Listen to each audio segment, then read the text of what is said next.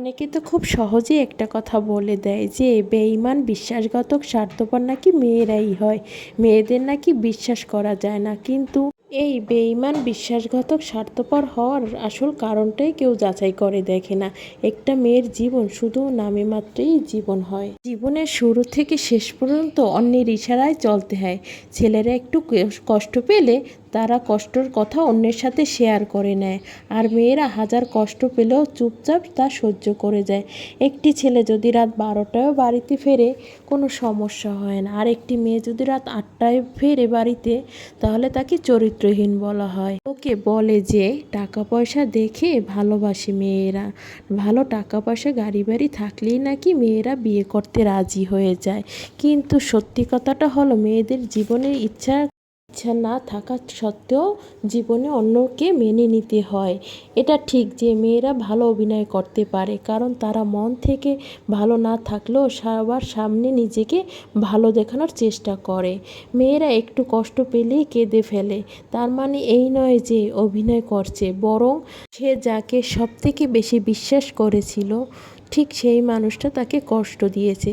মেয়েদের জীবনটা সত্যিই মোমবাতির মতো হয়, যে নিজে জ্বলে যাওয়া সত্ত্বেও অন্যকে আলোকিত করে যায়। কি আজব দুনিয়া, তাই না? যেখানে সবাই সবার স্বাধীনতা মতো চলে, সেখানে মেয়েরা কিছু করতে গেলেই অন্যের পারমিশন নিতে হয়।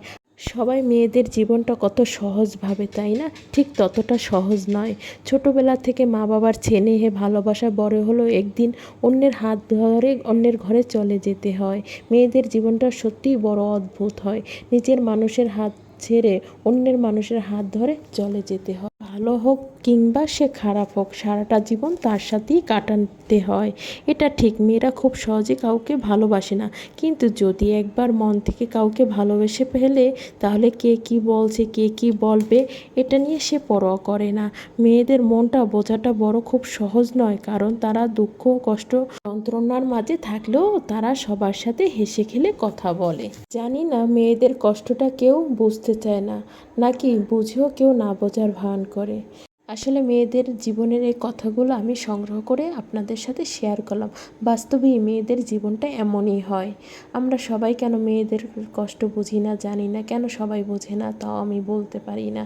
আজকে আমি দুপুরে প্রিয় ভাই বোনেরা রান্না করলাম চাল কুমড়ো দিয়ে মুরগির গোশত। প্রথম থেকে শুরুটা শেষ পর্যন্ত অবশ্যই দেখেছেন, আমার খুব ভালো লাগে তাই রান্না করলাম। এই যে দেখেন আমার রান্নার ফাইনাল লুক কেমন হয়েছে অবশ্যই কমেন্ট করে জানাবে।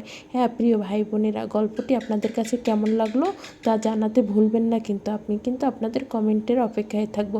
সবাই ভালো থাকবেন, সবার জন্য অনেক অনেক শুভকামনা। ভিডিওটি সবাই দেখবেন, সবাই আল্লাহ হাফেজ।